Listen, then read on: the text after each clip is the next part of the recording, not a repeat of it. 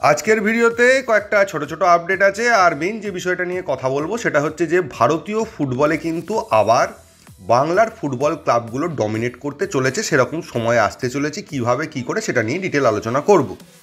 একদম প্রথমে যদি চলে আসি একটু ইন্টারন্যাশনাল ফুটবল, আমি জানি অনেকেই বিরক্ত হবেন, তাও বলে দিচ্ছি। কোপা আমেরিকা ব্রাজিল আর্জেন্টিনার খেলা হচ্ছে, অনেকেই দেখতে পাচ্ছেন না। কোথায় কিভাবে দেখবেন? দেখুন, অফিসিয়ালি ভারতবর্ষে কোথাও টেলিকাস্ট করা হচ্ছে না। ইউটিউবের মাধ্যমে আপনারা বিভিন্ন চ্যানেলে দেখতে পাবেন এবং সেটা কিছুক্ষণ দেখাচ্ছে, তারপর আবার ব্লক করে দেওয়া হচ্ছে, তারপর আবার অন্য চ্যানেলে দেখা যাচ্ছে। এইভাবে ঘুরিয়ে ফিরিয়ে দেখতে হচ্ছে। আমি তো অন্তত এইভাবে দেখেছি। এছাড়া ভিপিএন টিপিএন ইউজ করে কিভাবে দেখা যায় আমার কোনো ধারণা নেই, আমি বলতে পারবো না। আমি আপনাদের সহজ উপায়টা বলতে পারি। আপনারা ইউটিউবে আর্জেন্টিনা বা ব্রাজিলের যে খেলাগুলো হবে সেগুলো লিখে সার্চ করবেন, কিছু ভিডিও পাবেন। তার মধ্যে অনেকগুলোই ভুলভাল ভিডিও আছে। সেখানে দেখবেন যে ওই ফিফা গেমটা খেলা হচ্ছে, সেটা একটু বুঝে দেখবেন।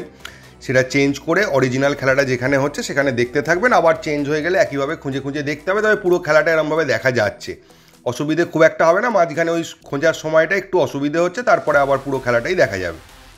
তো এইভাবেই একটুখানি কষ্ট করে দেখতে হচ্ছে কোপা আমেরিকা। তাই সিস্টেমটা আপনাদের বললাম, ইউটিউবেই দেখতে পাবেন। নেক্সট যদি চলে আসি মোহনবাগানের খবরে, মোহনবাগান মাঠ কিন্তু জোর কদমে তৈরি করা হচ্ছে আগামী মরশুমের কথা ভেবে। না, আইএসএল এর ম্যাচ মোহনবাগান মাঠে হবে না ঠিকই, কিন্তু কলকাতা লিগের শেষের দিকের কিছু ম্যাচ এবং ডুরান্ড কাপের ম্যাচ যদি মোহনবাগান মাঠে করা যায়, মোহনবাগান যদি হোম ম্যাচটা তার নিজের ঘরের মাঠে খেলে, তার একটা চেষ্টা চলছে। তবে মাঠটা তৈরি করতে মাস দেড়েক সময় লাগবে। জানি না ততদিনে কতটা কি হতে পারে। তো তারপরের খেলাগুলো ওখানে ফেলার একটা চেষ্টা করা হবে।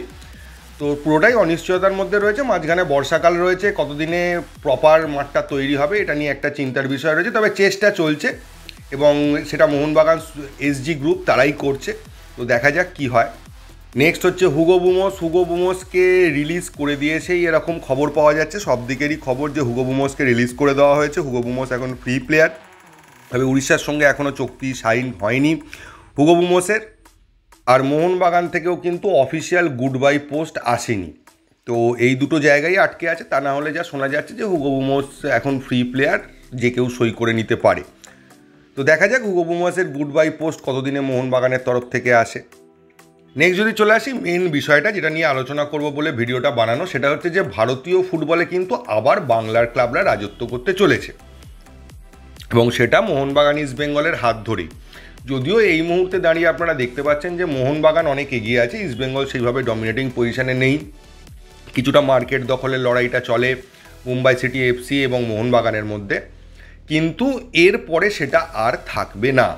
ইস্টবেঙ্গল যত উন্নতি করবে তত কিন্তু মুম্বাই সিটির জায়গাটা আস্তে আস্তে ইস্টবেঙ্গল চলে আসবে। এটার পেছনে কিন্তু একটা হিসেব আছে। ব্যাপারটা দেখুন, মুম্বাই সিটি এফসি বলুন আর বাকি ক্লাবগুলোই বলুন, মোহনবাগান হওয়ার আগে যে এটিকে মোহনবাগান ছিল তার কথাও যদি বলেন, বা এটিকে যখন ছিল তার কথাও বলেন, এরা কিন্তু একটা অফিস ফ্র্যাঞ্চাইজি বা কোম্পানি ফ্র্যাঞ্চাইজি বা কর্পোরেট দল ছিল। তারা মোটামুটি একটা টাকা ফিক্স করে রাখতো যে টাকাটা তারা প্রতি বছর ইনভেস্ট করবে এই টুর্নামেন্টটা খেলার জন্য। তার থেকে রিটার্ন পাওয়ার আশা খুব কম, কারণ সেইভাবেই তারা ভেবেচিন্তেই এই টুর্নামেন্টে নেমেছিল। এবং তাদের যে রিটার্ন, সেই টাকা ইনভেস্ট করলে দল বিশাল ভালো কিছু হবে না। তো ফলে কিছু টাকা লোকসান করেই দল করতে হতো। এবার যত দিন যাচ্ছে, মুম্বাই সিটি এফসিকেই যদি আমি রেফারেন্স হিসেবে ধরি, কেরালা ব্লাস্টারও আছে, গোয়াও আছে, এদের কিন্তু ইনকামটা লিমিটেড।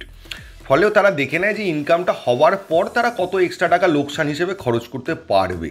তো সেই অনুযায়ী তারা টিম বানায়।